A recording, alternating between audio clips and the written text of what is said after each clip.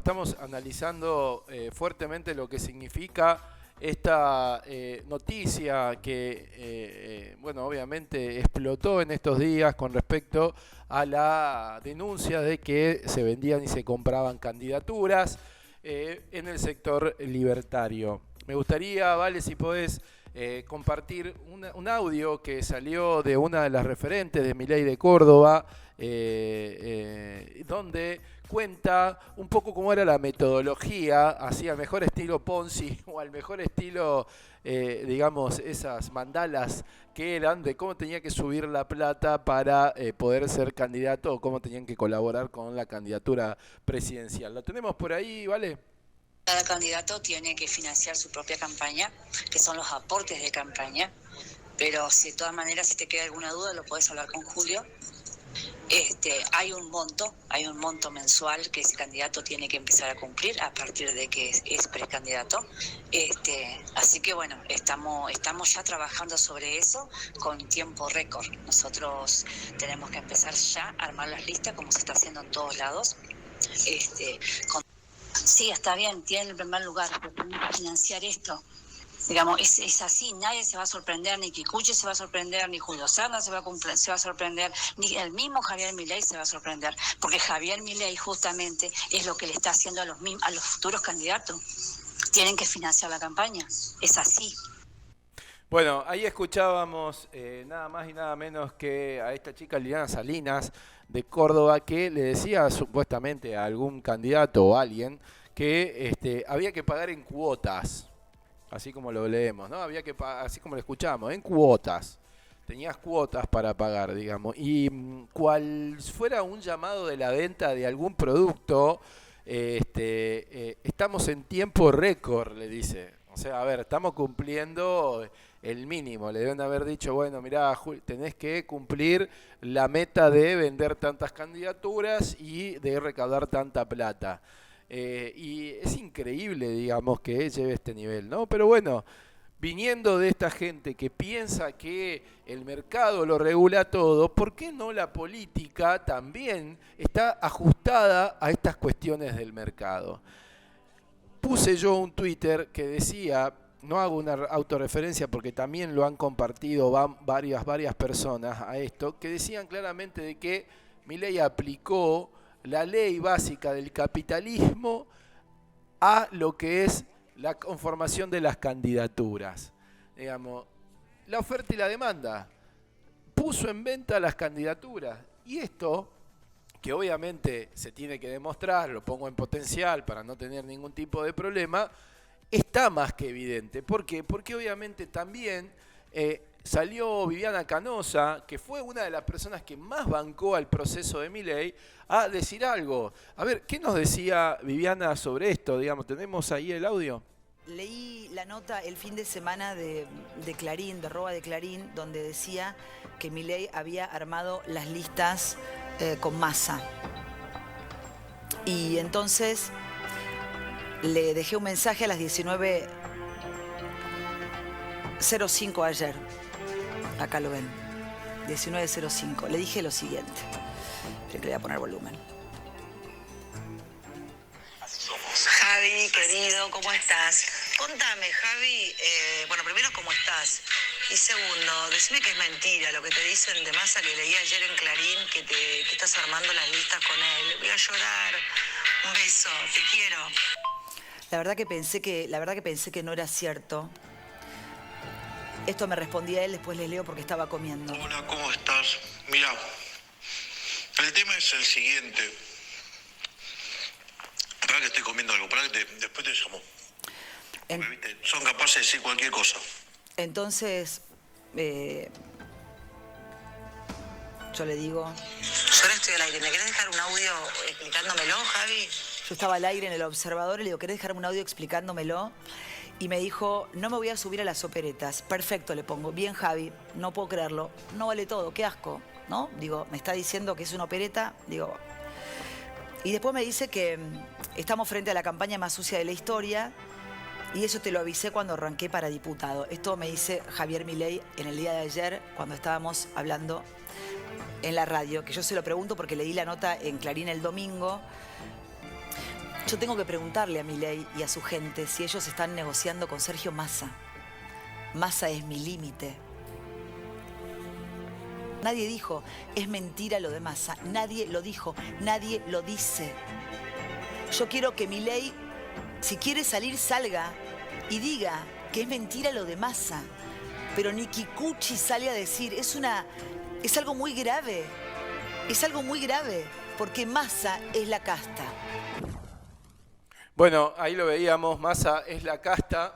Y si Massa negoció con Milei en la provincia de Buenos Aires, como lo han denunciado, ustedes no saben la cantidad de twitters que hay de gente de los partidos, de los diferentes y bueno, localidades también de la provincia de Buenos Aires, que mencionan de cómo quedaron primeros candidatos a concejal, primeros candidatos, bueno, obviamente a intendente, hasta diputados, personas que eran vinculadas al sector de Massa, integrando las listas de Milei, y que gente que había militado para Milei en esos distritos terminó totalmente decepcionada, ¿no?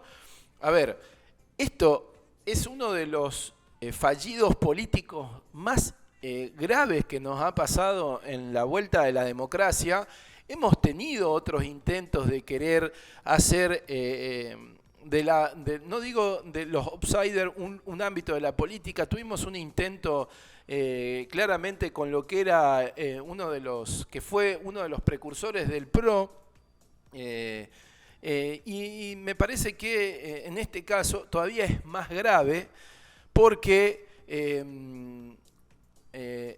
lo que Colorado de Narváez, que era en ese momento la novedad de la política, traía de última, está bien, tenía un mensaje en contra de lo que eran los sistemas políticos tradicionales o alguna cuestión, pero no iba tan avanzado como ir contra el sistema, como Milei en su discurso lo planteaba, y todo lo que se montaba atrás tenía que ver con que o sos de la casta o estás con Milei. Y ese corte diametral que implicaba la discusión política te hacía poner de un lado, o estabas al lado de los buenos, que no estaban en la política, que no tenían nada que ver con el gobierno ni con la participación política, y eras pulcro, eras sano, tenías todo para avanzar y mostrar a la sociedad, o eras el otro extremo, que estaban todos metidos en una mugre donde no había nadie que se salve, ¿no? En este caso, lo que va a pasar con esta denuncia va al corazón del discurso político y de lo que es la base que sustenta todo lo que es el espacio político. Por eso hay ahí algo que me parece que va a tener un verdadero derrumbe. Perdónenme, digamos, esto es obviamente una opinión personal, pero en este tiempo no creo que puedan llegar a levantar semejante novedad de mucha gente diciendo lo mismo, y obviamente en los medios de comunicación instalando el tema de manera muy fuerte. Creo que hay un diálogo de Carlos Bloomberg. Miren, tuve la posibilidad de estar en la Feria del Libro de Buenos Aires, justo antes de que presente el libro Javier Milei, porque bueno, justo presentaba en el mismo salón el José Hernández, antes era el día de Jujuy, presentaba un libro de mi mamá. Bueno, después de eso estaba Javier Milei, digamos, y obviamente se paseaba en esa Feria del Libro con Carlos Bloomberg, que hoy lo niega, ¿no? Dice, no, porque vino a la presentación de mi libro, dice, cree que tiene derecho, salió a decir, creo, es Javier Milei. Pero ese día, en esa presentación, era uno de los focos más interesantes de lo que era esa reunión, y no negaban lo que podía llegar a significar estar con él. Y hasta me parece que era uno de los posibles candidatos a mostrar por parte de los libertarios para el coso. A ver qué decía Bloomberg en el Partido Demócrata. Massa lo armó todo esto financiando, digamos, a Milei, financiando todo esto, ¿entiende? Y fíjese que todos los candidatos, al final, que pusieron, muchos candidatos de la lista de Milei, son de Massa. Esta es la realidad. O sea, hicieron un trabajo estratégico, nos cogieron a todos, ¿entiende? Esta es la palabra, ¿entiende? Massa bueno, ahí lo vemos a Bloomberg, que se le fue toda la caballerosidad de lo que era. Ojo, que Bloomberg es parte también de un escenario similar de lo que pasó.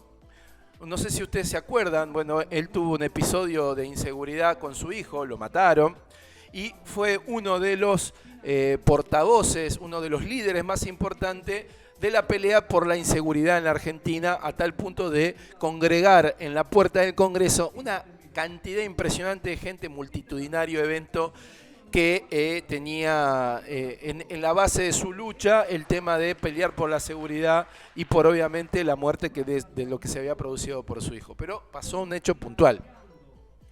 Se hacía presentar como el ingeniero Carlos Bloomberg. Y resulta que no era ingeniero, digamos. Y esto impactó de lleno sobre la credibilidad de la persona, a tal punto que sucumbió. Le digo, no llegó a ser un actor político como lo fue por ahí de Narváez, que tuvo su pico y después terminó. Pero él no pudo dar el paso siguiente, que podía haber sido en ese momento liderar un espacio, no digo de centro derecha, pero vinculado al tema de la inseguridad, porque justamente dijo algo que no era. Y la mentira en la política y en general tiende algún tiempo obviamente a generar que nadie se entere o que nadie lo sepa, pero hay un principio que dice que la verdad en democracia siempre se abre camino, siempre. La verdad en democracia siempre se abre camino, siempre. Y esto implica que en el tiempo, puede pasar más tiempo de lo que es, se terminan conociendo, digamos, los hilos de atrás, lo que está de bambalinas, ¿no? Y pasó esto con el ingeniero Bloomberg en ese momento, cuando se descubrió que no era ingeniero, y él tuvo que salir a decir que era un título honorífico que le habían y le decían sus empleados.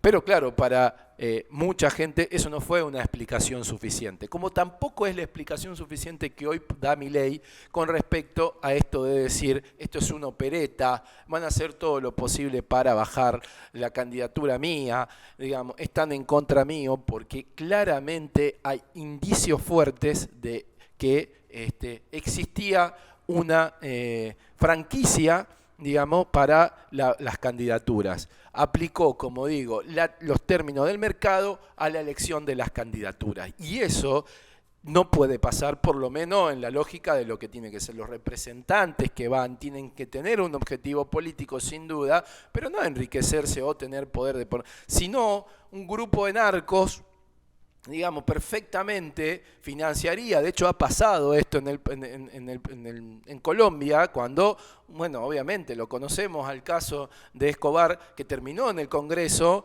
de Colombia y que, bueno, obviamente fue expulsado después, pero ganó las elecciones y tenía el apoyo de parte de una estructura de un partido político al cual compró directamente.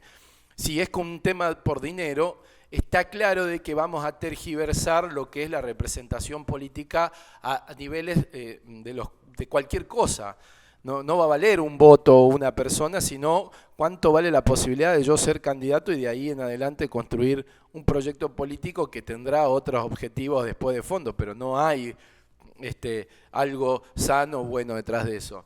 Carlos Maslatón, creo que tenemos una imagen de hoy a la mañana, le encanta a él también generar. Ahí está, en el Parque de la Costa, ahí lo vemos al amigo. Salió ayer a declarar de tribunales y entre las filtraciones de lo que dijo es que había niveles de pago, obviamente. Si querías ir a una candidatura más baja, valía tanto, si era más alta, valía un poco más, ¿no?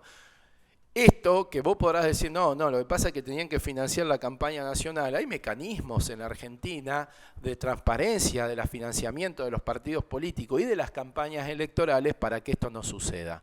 Y obviamente estamos hablando a nivel de la presidencia, de candidaturas a presidencia de la Nación. No es que un concejal o un candidato a intendente pagó unos carteles con una plata que le dio un empresario por atrás para poder tener más carteles en la vía pública. Estamos hablando de una gravedad institucional muy grande. No puede un presidente de la Nación tener este tipo de armado político. ¿Qué es lo que va a hacer? ¿Va a vender ministerios después cuando sea presidente? ¿quién va a ser el ministro de Educación? El que mejor ponga la plata, digamos. Lo compra la universidad privada, no sé, X, que tiene la posibilidad de poner y dice, che, mirá, yo me quiero llevar al ministro, y el ministro después hace políticas que benefician a su sector, y obviamente que si vos me ponés desde el punto de vista empresario, tiene algún tipo de sentido. Y acaba la pregunta, tenemos una placa para esto, para decir, para cerrar este programa que tiene que ver con lo coso. ¿Cuánto cuesta una candidatura?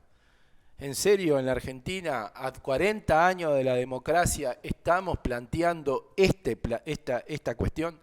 Es realmente lamentable. Es muy bajo tener que caer en esto porque lo que se ofrecía como nuevo, lo que se ofrecía como una forma de canalizar frustraciones, de canalizar todo lo que por ahí la política tradicional no había podido resolver, hoy por hoy termina siendo lo peor de la política, lo peor de la casta y deja huérfanos a un montón de gente que sanamente había visto en Javier Milei la alternativa política para decir, miren gente, por acá es el camino o por lo menos vamos a ponerle un límite al resto. Tal es así la irrupción de Javier Milei en el escenario político, que es claro el corrimiento hacia la derecha que hubo por parte de casi todos los candidatos, que hoy por hoy tuvieron que ir detrás del discurso de Milei para poder captar una serie de votos que se les venía, filtrando en cuentagotas para ese lado.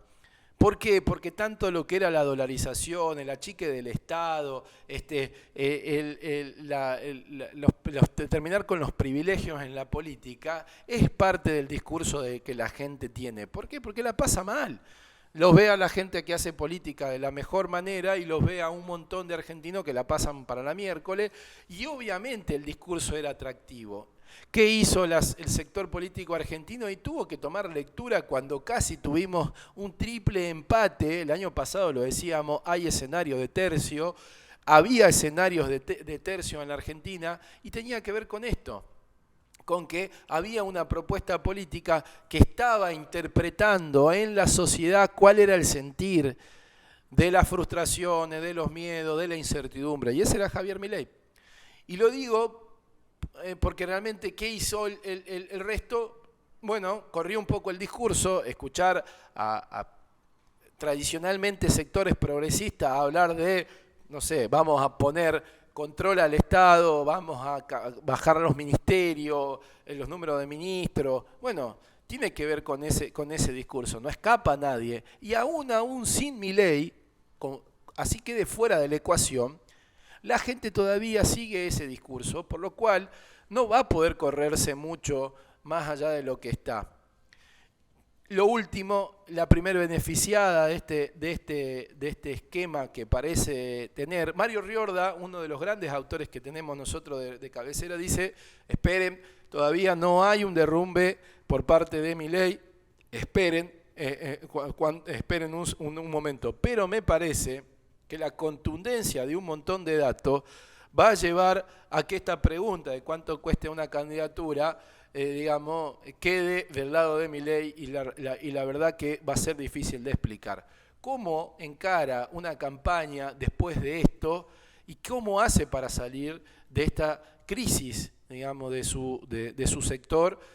Si cada día que él quiere clausurar la crisis, salir de este esquema, aparece un hecho nuevo y aparece un dato más ahora que tiene una causa judicial, ¿no? Una causa judicial que claramente van a seguir alimentando y va a dar que hablar hasta la primaria y que va a ser difícil de responder.